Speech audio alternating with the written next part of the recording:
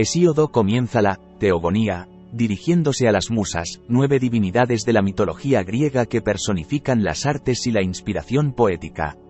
Las nombra una por una: Clio, Euterpe, Talía, Melpómene, Terpsícore, Erato, Polimnia, Urania y Calíope, rogándoles que lo guíen y le otorguen el don de la elocuencia. Hesíodo reconoce a las musas como las fuentes de conocimiento y sabiduría, capaces de inspirar a los poetas y contar historias verdaderas sobre los dioses. El poeta describe cómo las musas residen en el Olimpo y participan en festivales y celebraciones junto con las otras deidades. Señala que las musas saben de todo, desde lo primero hasta lo último, y su conocimiento abarca tanto lo que es, lo que fue y lo que será. Hesíodo les pide que lo ayuden a relatar la Teogonía, un poema que narra el origen y la genealogía de los dioses. Hesíodo reconoce que las musas son las únicas capaces de otorgar la habilidad poética necesaria para narrar las historias de los dioses con precisión y autenticidad. Sin su ayuda, afirma que nadie podría emprender tal tarea. Esta invocación no solo legitima su narración, sino que también rinde homenaje a la fuente divina de la poesía y la tradición oral. Cosmogonía y primera generación de dioses. Hesíodo comienza su relato con la figura del caos, una entidad primordial y divina que precede a la creación del mundo y de los dioses en la mitología griega. El término caos se traduce comúnmente como el vacío o el abismo, y en este contexto se refiere a un estado indeterminado y desordenado en el que no existía nada concreto. En el caos no había límites ni divisiones, y todo estaba en un estado de potencial sin forma. Era un abismo oscuro y vacío, un vacío sin límites donde no había ni cielo, ni tierra, ni mar. No había estructura ni orden en este estado original, todo yacía en un estado caótico e indiferenciado. Hesíodo señala que, en cierto sentido, el caos podría considerarse el antecedente de la creación. A partir de este estado primordial, las fuerzas y entidades divinas comienzan a emerger y a tomar forma. Esta narración establece la idea de que el mundo y los dioses surgieron de la transformación y organización de este caos original. La primera en emerger de caos fue Gaia, la personificación de la tierra. Gaia fue la madre de todo, y sin intervención masculina, dio a luz a Urano, el cielo, las montañas y el mar. Urano, el cielo estrellado, fue el siguiente en emerger. Se convirtió en el compañero de Gaia y se unió con ella. Juntos, Gaia y Urano dieron origen a una nueva generación de dioses conocidos como los titanes, los cíclopes y los hecatónquiros, seres con 100 brazos y 50 cabezas. Urano se convirtió en un gobernante tiránico y cruel que mantenía encerrados a los hecatónquiros en las profundidades de la tierra, lo que enfureció a Gaia. Gaia urdió un plan para liberar a los hecatónquiros y los titanes y enfrentar a Urano. Crono, uno de los titanes, se ofreció para llevar a cabo la tarea y con una hoz que Gaia le entregó, castró a Urano mientras dormía. De la sangre derramada de Urano surgieron las erinias y las ninfas melíades. La sangre que cayó sobre la tierra fertilizó a Gaia y dio origen a los gigantes y las musas. Además, de las partes del cuerpo de Urano se crearon varias deidades, como Afrodita, la diosa del amor y la belleza. Este acto marcó un cambio fundamental en la creación del mundo y el poder divino en el cosmos, estableciendo una nueva generación de dioses dirigidos por los titanes, con Crono como líder.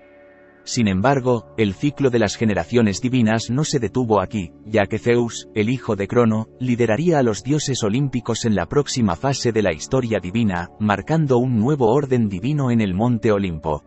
Después de que Crono, el hijo de Gaia y Urano, derrocara a su padre Urano, una profecía vaticinó que uno de sus hijos lo destronaría de la misma manera. Por temor a perder el poder, Crono decidió tragarse a sus hijos tan pronto como nacían.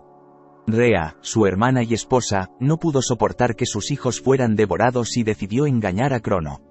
Cuando Zeus nació, Rea lo escondió y entregó a Crono una piedra envuelta en pañales, que el titán tragó sin darse cuenta. Zeus fue criado en secreto en la isla de Creta.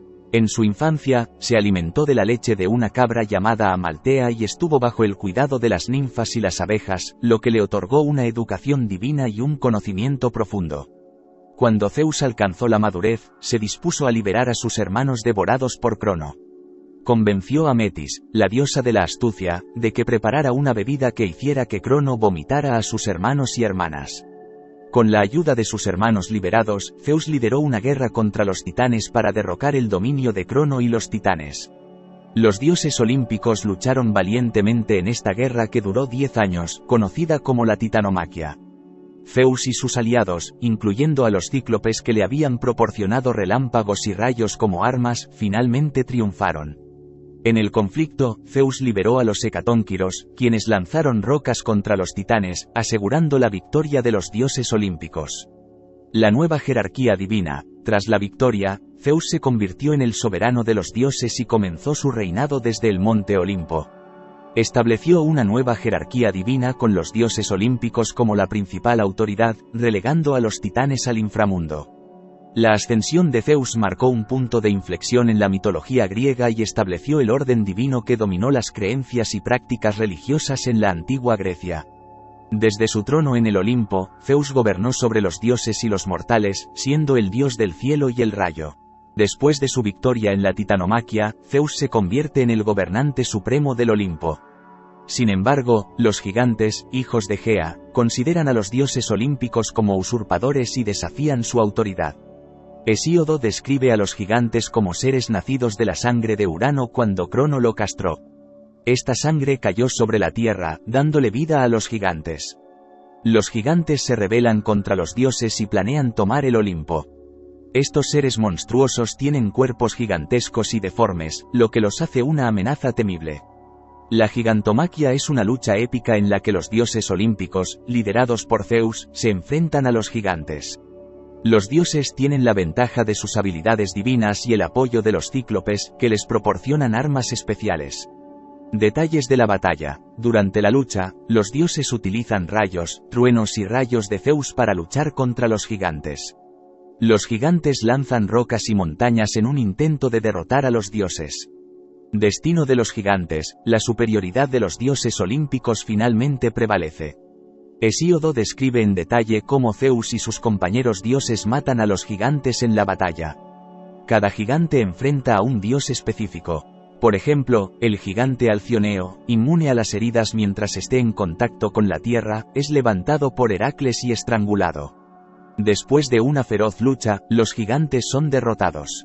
La gigantomaquia es otro ejemplo de la victoria de los dioses olímpicos sobre los seres primordiales y monstruosos en la mitología griega. Los hijos de Zeus. Zeus, el gobernante del Olimpo, tiene numerosos hijos con diversas diosas y mortales. Algunos de los hijos más notables de Zeus incluyen a Atenea, la diosa de la sabiduría y la estrategia, así como a Apolo y Artemisa, dioses gemelos del sol y la caza. También se mencionan a los dioses Ares, Hebe y Hefesto, entre otros. Los hijos de Afrodita. Afrodita, la diosa del amor y la belleza, tiene varios hijos, incluidos Eros, el dios del amor, y Himeneo, el dios del matrimonio.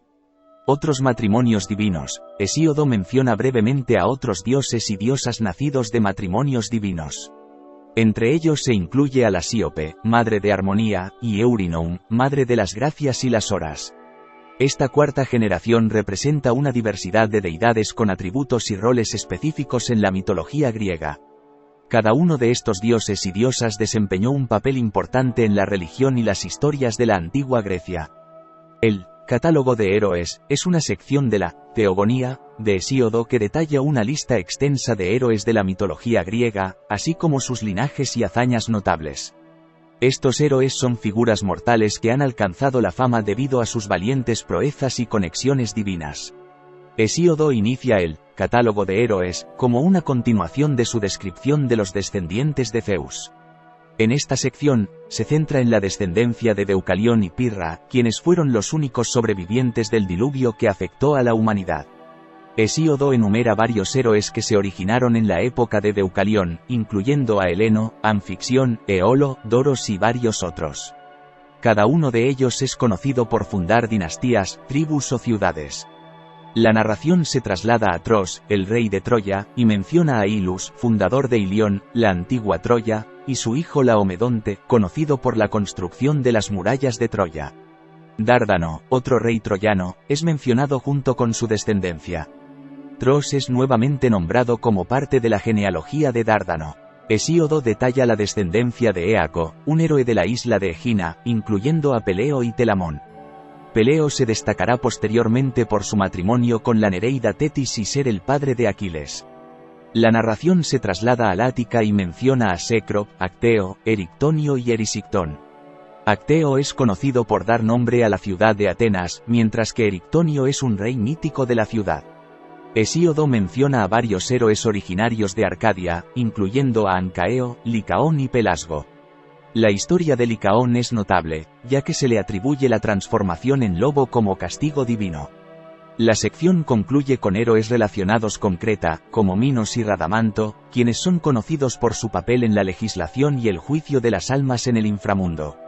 El catálogo de héroes, en la Teogonía de Hesíodo, es un recuento detallado de los antepasados mitológicos y héroes de la cultura griega, y sirve para establecer sus linajes y conexiones con los dioses. Cada uno de estos héroes juega un papel único en la tradición mitológica griega y contribuye a la rica narrativa de la mitología griega. El proemio al catálogo de heroínas es la introducción a una sección de la obra de Hesíodo que detalla una lista de heroínas y mujeres notables de la mitología griega. Sin embargo, es importante destacar que el texto completo de este catálogo no ha sobrevivido, por lo que solo se dispone del prefacio. En este proemio, Hesíodo establece la importancia de honrar y recordar a las mujeres en la mitología, así como resaltar sus virtudes y hazañas. Lamentablemente, debido a la falta de contenido restante, no se pueden proporcionar detalles específicos sobre las heroínas mencionadas en este catálogo. Si te gustó el vídeo, no olvides suscribirte, dejar tu me gusta, que nos veremos en un siguiente vídeo.